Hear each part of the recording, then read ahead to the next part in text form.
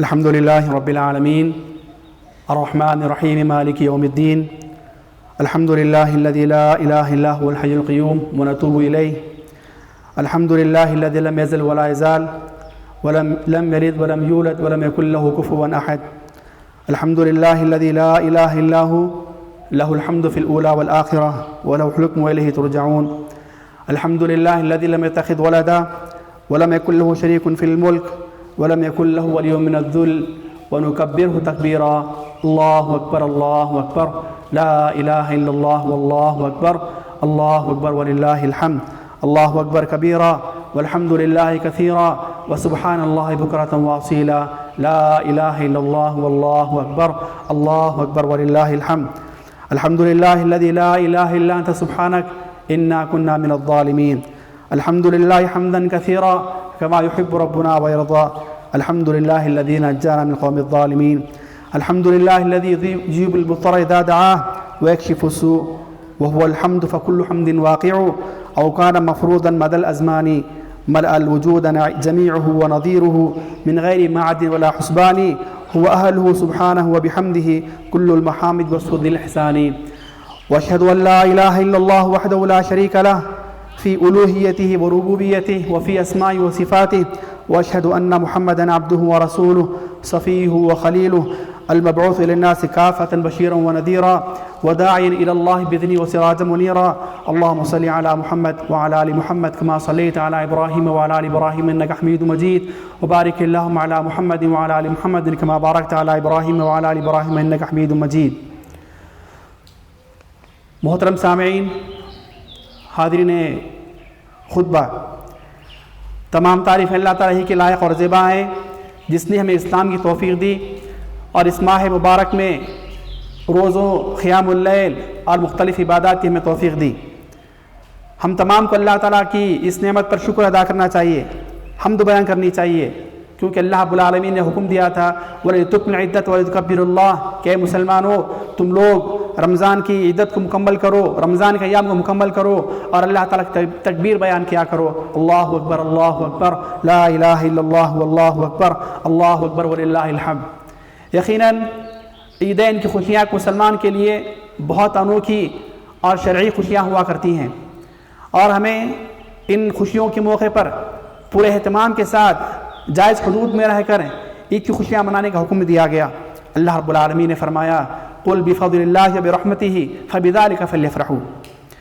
محترم سامعین، اس وقت دنیا کے جو حالات ہیں، مسلمانوں کے جو حالات ہیں، مسلمان معاشی اعتبار سے کمزور نظر آ رہے ہیں. مسلمانوں پر دشمنان اسلام کا تسلط بڑھتا جا رہا ہے اور مسلمان کی قوتیں کمزور سے کمزور ہوتی جا رہی ہیں اور ساتھ ہی ساتھ مسلمان اور عام انسانیت مختلف امراض اور مختلف بیماریوں میں مبتلا نظر آتی ہے. یقیناً یہ تمام آفتیں اور مصیبتیں مسلمانوں کو دن بدن کمزور سے کمزور تر کرتی جا رہی ہیں. اور یاد رکھیے، دنیا میں جو کچھ بلائیں، آفتیں، مصیبتیں، پریشانیاں آیا کرتی ہیں وہ انسان کے گناہوں کی وجہ سے ہوا کرتی ہیں. اللہ رب العالمین نے فرمایا ظہر الفساد فی البر والبحر بما کسبت ایدی الناس. زمین میں اور خشکی میں اور تری میں لوگوں کے کرتوتوں کی وجہ سے، لوگوں کی بدعمالی کی وجہ سے فتنہ، فساد اور مصیبتیں برپا ہوتی جا رہی ہیں. اور اسی طرح محترم سامعین، دشمنان اسلام کا شکنجہ مسلمانوں پر ان کی بدعمالی کی وجہ سے، ان کے دین کی دوری کی وجہ سے، نفسانی خواہشات میں دن بدن مبتلا ہونے کی وجہ سے دشمنان اسلام کا شکنجہ مسلمانوں پر شدید سے شدید تر اور زیادہ کستا جا رہا ہے اور زیادہ بڑھتا جا رہا ہے، جس کی مثالیں حالیہ دنوں میں مسلمان پر ہونے والے مختلف حادثات اور پریشانیوں سے متعلق ہیں. اللہ رب العالمین نے فرمایا لَتَجِدَنَّ أَشَدَّ النَّاسِ عَدَاوَةً لِلَّذِينَ آمَنُوا الْيَهُودَ. اے محمد صلی اللہ علیہ وسلم، آپ مسلمانوں کا سب سے خطرناک دشمن یہودیوں کو پائیں گے، پھر ان کے بعد دشمنان اسلام کفار کو پائیں گے. یقیناً دشمنان اسلام بھلے وہ یہود ہو یا نصارہ ہو یا آتش پرست ہو یا بت پرست ہو، اپنی پوری طاقتوں سمیت اسلام اور مسلمانوں کے خلاف کود پڑے ہیں. محترم سامعین، ہم نے دیکھا ہے کہ یہ تیسری عید ہے جس میں مسلمان اپنے مساجد سے دور، اپنے عیدگاہوں سے دور، اپنے گھروں میں یا کچھ مخصوص مقامات پر عیدیں منا رہے ہیں. یقیناً اس 1.25 سال کے دور میں مسلمانوں نے اور عام انسانیت نے، خصوصی سے مسلمانوں نے بہت سے خیر کو چھوڑ دیا اور بہت سے خیر سے محروم ہو گئے. خصوصیت سے بہت سے جان و مال کا نقصان، بہت سے علماء کی وفات اور بہت سے مسلمانوں کی صحت، یہ تمام چیزیں مسلمانوں پر اس 1.25 سال کے دور میں آئی ہیں۔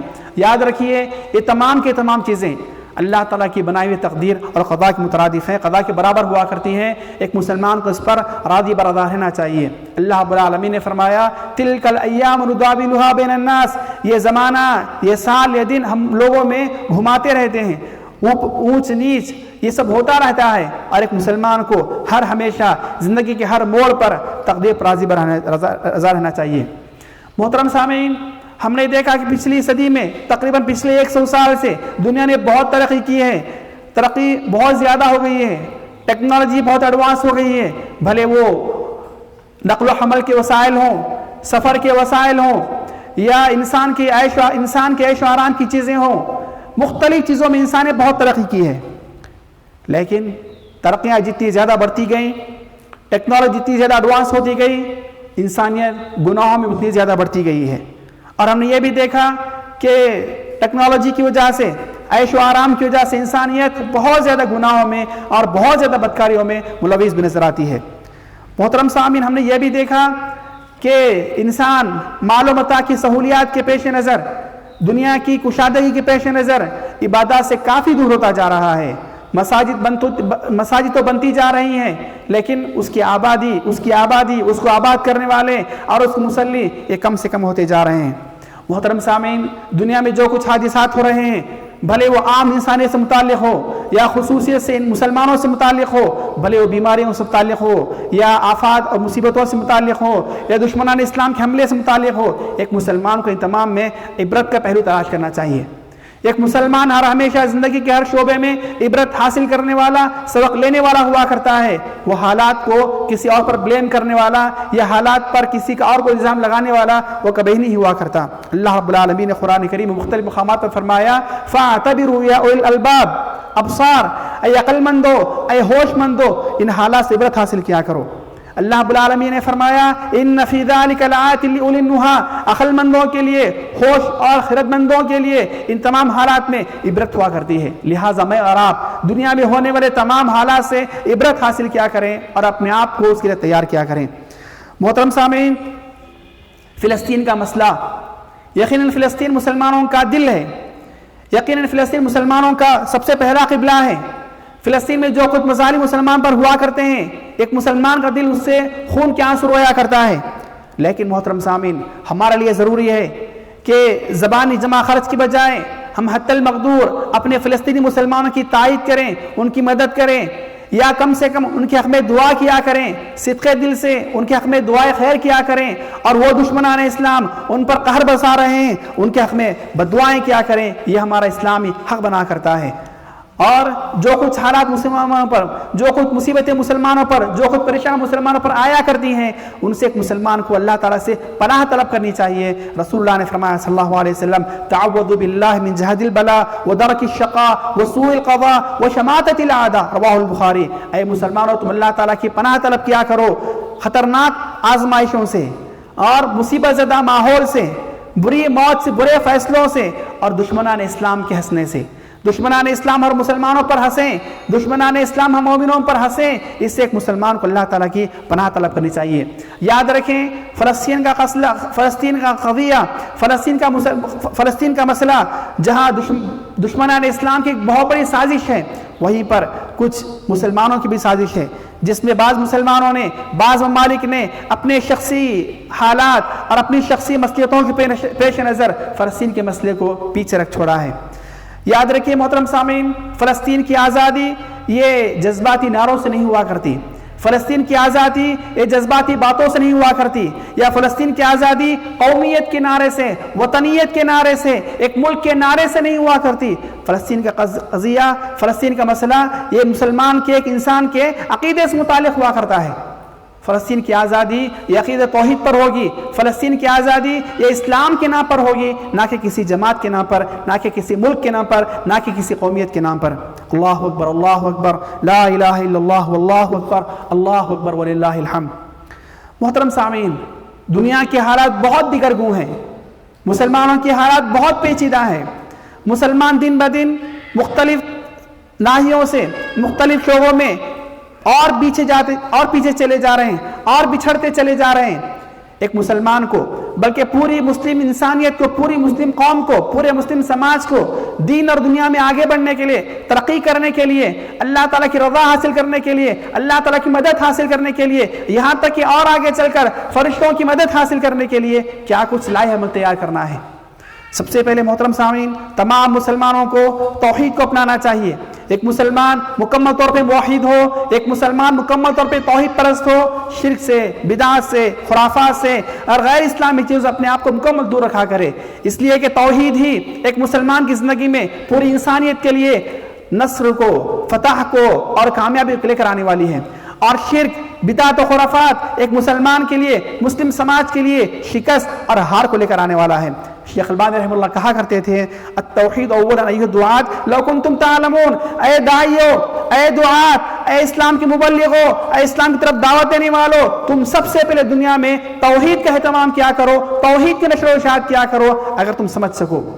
دوسری بات محترم سامعین، ایک مسلمان کو بلکہ پوری مسلم قوم کو، پورے مسلم سماج کو اللہ تعالیٰ سے کثرت سے استغفار اور توبۃ النصوح کرنا چاہیے۔ کثرت استغفار اور توبۃ النصوح ہی ایک مسلمان کو تمام زمینی آسمانی آفتوں سے، بلاؤں سے محفوظ کر سکتی ہے۔ یونس علیہ السلام نے اللہ تعالیٰ سے دعا کی تھی، لا الہ الا انت سبحانک انی کنت من الظالمین۔ مسلم احمد کی روایت ہے، رسول اللہ نے فرمایا صلی اللہ علیہ وسلم، دعوت ذی النون اذا دعا بها وفي بطن الحوت لا الہ الا انت سبحانک انی کنت من الظالمین لم يدع بها رجل في شيء قط الا استجاب اللہ له۔ رسول اللہ نے فرمایا صلی اللہ علیہ وسلم، یونس علیہ السلام نے مچھلی کے پیٹ میں جو دعا کی تھی، لا الہ الا انت سبحانک انی کنت من الظالمین، جو مسلمان اس دعا کو خلوص کے ساتھ پڑھا کرتا ہے، اس دعا کے ذریعے سے اللہ تعالیٰ کو پکارتا ہے، اللہ تعالیٰ اس کی دعا کو ضرور قبول کیا کرتا ہے۔ اور یاد رکھیے، سورۃ الانبیاء کے آخر میں اللہ رب العالمین نے مختلف مصیبت زدہ انبیاء کرام کا تذکرہ کیا، جو مختلف مصیبتوں سے دو چار تھے، کوئی لا ولد تھے، کوئی بیماری مبتلا تھے، کوئی مچھلی کے پیٹ میں تھے، اللہ نے تمام کی دعائیں قبول کی اور آخر میں فرمایا انہم کانوا یسارعون فی الخیرات ویدعوننا رغبا ورہبا وکانوا لنا خاشعین۔ یہ انبیاء کرام ہم نے جن کی دعائیں قبول کی ہیں، یہ ہر خیر کے کام میں آگے آگے بڑھا کرتے تھے اور یہ ہمیں اللہ رب العالمین کو رغبت میں، رہبت میں، خوشی میں اور مصیبت کے ماحول میں پکارا کرتے تھے اور ہمارے لیے بڑے ہی خضوع اختیار کرنے والے ہوا کرتے تھے۔ ہم مسلمانوں کو دنیا میں ترقی کرنے کے لیے اس چیز کو اپنانا بہت ضروری ہے۔ تیسری چیز، ہمیں کامیابی حاصل کرنے کے لیے اللہ تعالیٰ کی طرف رجوع ہونا ہے، تمام عبادات کو اپنانا ہے، فرائض کا اہتمام کرنا ہے، یہاں تک کہ ہر طرح کے کار خیر کو انجام دینا ہے۔ اور چوتھی چیز، ہمیں ہر طرح کی محرمات سے، ہر طرح کی برائیوں سے، یہاں تک کہ مکروہات سے بھی مکمل طور پہ اپنے آپ کو، اپنے آل اولاد کو، اپنے گھرانے کو بچانا ہے۔ کوئی حرام کام، کوئی مکروہ کام، کوئی نافرمانی والا کام، کوئی گناہ کا کام ہماری زندگی میں شامل نہ ہونے پائے، یہ چیز کا اہتمام بہت ضروری ہے۔ پانچویں چیز، ہم مسلمانوں کے لیے ضروری ہے کہ ہم مسلمان دنیا کے سارے مسلمانوں کے لیے رنگ و نسل کے فرق سے ہٹ کر، زبان کے فرق سے ہٹ کر، قومی جغرافیہ سے ہٹ کر ہر مسلمان کے دل میں ہمارے لیے محبت ہونی چاہیے، اپنائیت ہونی چاہیے، اخوت ایمانی ہونی چاہیے، بھائی چارگی ہونی چاہیے۔ اور اسی طرح دنیا کے کسی بھی کونے میں، کسی بھی جگہ پر کسی مسلمان کو اگر تکلیف پہنچتی ہے کسی بنائیے سے، اس کا درد ہم لوگ اپنے دل میں محسوس کرنا چاہیے۔ اور خصوصیت سے مصیبت کے موقعوں پر ہم مسلمانوں کو ہمیں مسلمانوں کو یاد رکھنا ضروری ہے۔ رسول اللہ نے فرمایا صلی اللہ علیہ وسلم، مثل المؤمنین فی توادہم وتراحمہم وتعاطفہم کمثل الجسد الواحد اذا اشتکى له منه عضو تداعى له سائر الجسد بالسحر والحمى۔ رسول اللہ نے فرمایا صلی اللہ علیہ وسلم، مسلمان آپسی محبت میں، آپسی رحم میں اور آپسی بھائی چارگی میں ایک جسم کے مانند ہوا کرتے ہیں۔ جب جسم کے کسی ایک عضو کو تکلیف ہوا کرتی ہے تو سارا جسم بخار سے اور درد سے کراہ اٹھتا ہے۔ یہ حدیث صحیح بخاری مسلم میں ہے۔ اسی طرح ایک اور حدیث میں رسول اللہ نے فرمایا صلی اللہ علیہ وسلم، المؤمن للمؤمن کالبنیان یشد بعضه بعضا۔ ایک مسلمان دوسرے مسلمان کے لیے ایک عمارت کی طرح ہے، جس طرح اینٹیں مختلف اینٹیں بن کر مل کر ایک عمارت ہوا کرتی ہیں، مضبوط عمارت بنا کرتی ہیں، اسی طرح مسلمانوں کا آپس میں اخوت کے ساتھ، بھائی چارگی کے ساتھ پیار و محبت کے ساتھ رہنا چاہیے۔ چھٹی چیز مسلمانوں کی ضروری ہے کہ زندگی کے تمام شعبوں میں حتی المقدور ہم پوری انسانیت کی اور خصوصیت سے مسلمانوں کی مدد کیا کریں۔ بھلے مال کے ذریعے ہوں، بھلے علم کے ذریعے ہوں، مختلف صلاحیتوں کے ذریعے ہوں یا مختلف چیزوں کے ذریعے ہوں، تاکہ مسلمان کسی بھی موقع پر پریشان نہ ہو، مسلمان کسی بھی موقع پر دوسروں کے سامنے ہاتھ پھیلانے والا نہ بن جائیں۔ ساتویں چیز، ہمیں چاہیے کہ اپنی آل اولاد کی، اپنے بچوں کی اسلامی تربیت کریں، دینی تربیت کریں۔ رسول اللہ نے فرمایا صلی اللہ علیہ وسلم کلکم راعٍ وکلکم مسئول عن رعیتہ، صحیح بخاری مسلم کی حدیث ہے کہ رسول اللہ نے فرمایا صلی اللہ علیہ وسلم تم میں سے ہر شخص ذمہ دار ہے اور ہر شخص سے اس کی ذمہ داری تعلق سے پوچھا جائے گا۔ خاص طور پہ آج کے اس پرفتن زمانے میں، ان فتنوں کے زمانے میں، ننگے اور بے حیائی کے زمانے میں، فسادات کے زمانے میں اولاد کی اسلامی تربیت کرنا، اولاد کی نگرانی کرنا، اولاد کو اپنے کنٹرول میں رکھنا ایک مسلمان کے لیے بہت ضروری ہوا کرتا ہے۔ خصوصیت سے تربیت کا اثر اور تربیت کی ابتدا بچپن سے ہوا کرتی ہے۔ ہمارے لیے ضروری ہے کہ ہم اپنی آل اولاد کی بچپن سے ہی تربیت کیا کریں۔ اگر انسان اپنی آل اولاد کی تربیت نہ کرے، انہیں وقت نہ دے، ان کی نگرانی نہ کرے، نتیجہ یہ ہوگا کہ اولاد دین سے دور ہو جائیں گے۔ سلف میں سے کسی کا واقعہ آتا ہے کہ ایک باپ نے اپنی بچی کی، اپنی جوان بچی کی تربیت نہیں کی، یوں ہی آزاد چھوڑ دیا، اور وہ بچی ماں باپ کی اسلامی تربیت نہ ہونے کی وجہ سے، ماں باپ کی جانب سے اسلامی تربیت نہ ہونے کی وجہ سے، گھر میں اسلامی ماحول نہ ہونے کی وجہ سے دین سے بھی نکل گئی ہے، اخلاق سے بھی نکل گئی ہے، اور بے حیائی میں مبتلا ہو گئی، بدکاریوں میں، فحش کا مبتلا ہو گئی۔ ایک مرتبہ جب اپنے باپ، اس کے باپ کو پتا چلا کہ میری بیٹی وہ بے حیائی میں، بدکاری میں اور فحش میں مبتلا ہو گئی ہے، اس کو بہت غصہ آیا اور اس نے چھڑا لیا اور اپنی بچی کو ذبح کرنا چاہا، اپنی بچی کو قتل کرنا چاہا۔ تو اس کی بچی نے اپنے باپ کے سامنے دو شعر کہا اتقتلنی بذنب انت فاعلہ انت المؤلف بین الشاة والذیب فالشاة تعلم الذیب یاکلها والذیب یعلم ما فی الشاة من طیب۔ بچی نے اپنے باپ سے کہا اے ابا جان، آپ مجھے ایسے گناہ پر قتل کر رہے ہیں جو آپ خود کرتے ہو۔ آپ ہی نے تو بھیڑے اور بکری میں دوستی کرائی ہے۔ بھیڑیا اچھی طرح جانتا ہے کہ بکری کے اندر کتنی مٹھاس ہے، اور بکری اچھی طرح جانتی ہے کہ بھیڑیا اس کو کھانے والا ہے۔ تو محترم سامعین، اولاد کے بگڑنے سے پہلے، اولاد کے ہاتھ سے نکل جانے سے پہلے، بے حیائی کے راستہ پر لگنے سے پہلے نعوذ باللہ ان کی تربیت کیا کریں، ان کی نگرانی کیا کریں۔ آٹھویں چیز، ہمیں ہر حال میں دشمنان اسلام کی مشابہت سے، ان کے جیسا بننے سے پرہیز کرنا چاہیے، بلکہ بچنا چاہیے۔ رسول اللہ نے فرمایا صلی اللہ علیہ وسلم من تشبہ بقوم فہو منہم، جو جس قوم کی مشابہت اختیار کرے گا وہ انہی میں سے ہو جائے گا۔ نویں چیز، ہم مسلمانوں کو چاہیے کہ علوم نافعہ حاصل کریں، بڑے وہ علم دین ہو اور ساتھ ساتھ علوم نافعہ ہو۔ امام شافعی رحمہ اللہ نے فرمایا العلم علمان، علم الادیان و علم ابدان، علم دو طرح کے ہیں، ایک علم الادیان ہے جسے شرعی علوم کہا جاتا ہے، اور ایک علم الابدان ہے جسے عصری علوم کہا جاتا ہے۔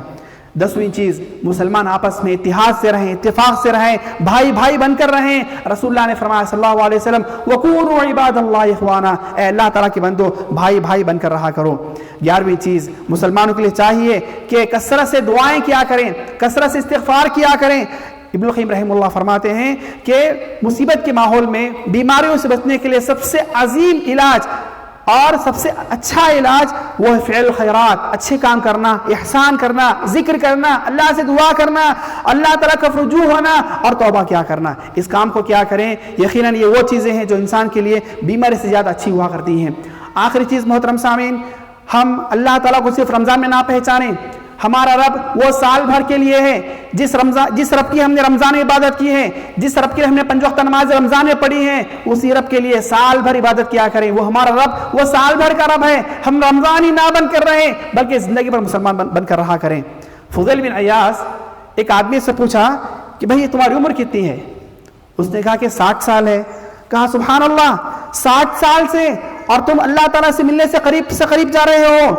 پھر اس سے کہا کہ یاد رکھ لو، تم سے تمہاری عمر کے تعلق سے سوال کیا جائے گا، اپنے سوال کا جواب تیار رکھنا۔ اللہ نے جو تمہیں عمر دی ہے اس کا سوال کیا جائے گا، اس کے لیے جواب تیار رکھنا۔ تو اس نے کہا کہ میں کیا کروں؟ تو کہا بقیہ جو عمر ہے تمہاری اس میں خوب سے خوب اچھے کام کیا کرو، عبادات کی کام کیا کرو، بقیہ جو 60 سال تمہاری عمر گزری ہے اس کے سارے گناہ خود بخود معاف کر دیے جائیں گے۔ لیکن اگر تم نے 60 سال کے بعد بھی بقیہ عمر میں اور گناہ کیے اور برے کام کیے تو 60 سال کے بھی اور بعد کے بھی سب کا مواخذہ کیا جائے گا، سب کا حساب کیا جائے گا۔ تو محترم سامعین، جو کچھ عمر ہماری گزر چکی ہے اس سے توبہ کر لیا کریں۔ بقیہ عمر میں اچھے سے اچھے نیک کام کیا کریں تاکہ ہمارے آنے والے نیک کام ہماری زندگی کے سارے گناہوں کو دھو دیا کریں۔ آخری بات محترم سامعین، ہم مسلمانوں کے لیے ضروری ہے کہ حالات کا بہانہ بنا کر، زمانے کا بہانہ بنا کر، مصیبتوں کا بہانہ بنا کر کسی بھی کار خیر سے اپنا کو پیچھے نہ رکھیں، بلکہ جہاں تک ہو سکے اپنے علم سے، قابلیت سے، صلاحیت سے خیر کو کمانے کی کوشش کیا کرے، بھلے وہ مال ہو، وہ قابلیت ہو، صلاحیت ہو۔ رسول اللہ نے فرمایا صلی اللہ علیہ وسلم المؤمن القوی خیر واحب الی اللہ من المؤمن الضعیف، طاقتور مومن اللہ تعالیٰ کے پاس بہت زیادہ محبوب اور خیر والا ہوا کرتا ہے کمزور مومن کے مقابلے میں۔ پھر فرمایا احرص علی ما ينفعک، ہر وہ چیز جو تمہیں فائدہ پہنچایا کرتی ہے اس کو حاصل کرنے کے لیے خوب سے خوب کوشش کیا کرو۔ تو محترم سامعین، اس لاک ڈاؤن کے زمانے میں بھی، ان مصیبت زدہ حالات میں بھی ہم عقل حلال کمانے میں، مال کمانے میں، علم حاصل کرنے میں، علم کے پھیلانے میں، کسی بھی طرح کے خیر کو کمانے میں اور پھیلانے میں بخیلی نہ کیا کریں، کمزوری نہ کیا کریں۔ یہ کچھ باتیں تھیں جو میں کہنا چاہتا تھا۔ اللہ تعالیٰ سے دعا ہے اللہ تعالیٰ مجھے آپ تمام مسلمانوں کو زندگی بھر ہر طرح کا خیر کام اپنے توفیق عطا فرمائے۔ اللہم اغفر للمؤمنین والمؤمنات والمسلمین والمسلمات الاحیاء منهم والاموات انک سمیع قریب مجیب الدعوات۔ اللہم انا نسألک العافیہ فی الدنیا والآخرہ۔ اللہم انا نسألک العفو والعافیہ فی دیننا ودنیانا واہلنا ومالنا۔ اللہم استر عوراتنا وآمن روعاتنا۔ اللہم احفظنا من بین ایدینا ومن خلفنا وعن یمیننا وعن شمائلنا ومن فوقنا ونعوذ بک ان نغتال من تحتنا۔ اللہم انا نعوذ بک من زوال نعمتک وتحول عافيتك وفجاءة نقمتك وجميع سخطك۔ اللهم أعنا ولا تعين علينا، وانصرنا ولا تنصر علينا، وامكر لنا ولا تمكر علينا، واهدنا ويسر الهدى لنا، وانصرنا على من بغى علينا۔ اللهم اجعلنا لك شاكرين، لك ذاكرين، لك راهبين، لك مطواعين، لك مخبتين، إليك أواهين منيبين۔ ربنا تقبل توبتنا واغسل هوبتنا وثبت حجتنا واهد قلبنا وسدد لساننا واسلل سخيمة صدورنا۔ اللهم إنا نعوذ بك من غلبة الدين وقهر العدو۔ اللهم إنا نعوذ بك من جهد البلاء ودرك الشقاء وسوء القضاء وشماتة الأعداء۔ اللهم انصر إخواننا المسلمين في كل مكان۔ اللهم عليك باليهود فإنهم لا يعجزونك۔ اللهم أرنا في مجائب قدرتك۔ اللهم يا مقلب القلوب ثبت قلوبنا على طاعتك يا فاطر السماوات والأرض، أنت ولينا في الدنيا والآخرة، توفنا مسلمين والحقنا بالصالحين۔ اللهم حسن عاقبتنا في الأمور كلها واجرنا من خزي الدنيا وعذاب الآخرة۔ اللهم إنا نسألك الثبات في الأمر والعزيمة على الرشد، ونسألك موجبات رحمتك وعزائم مغفرتك، ونسألك شكر نعمتك وحسن عبادتك، ونسألك قلبا سليما ولسانا صادقا، ونسألك من خير ما تعلم ونعوذ بك من شر تعلم، ونستغفرك لما تعلم إنك أنت علام الغيوب۔ ربنا آتنا في الدنيا حسنة وفي الآخرة حسنة وقنا عذاب النار۔ سبحان ربك رب العزة عما يصفون وسلام على المرسلين والحمد لله رب العالمين، والسلام عليكم ورحمة الله وبركاته۔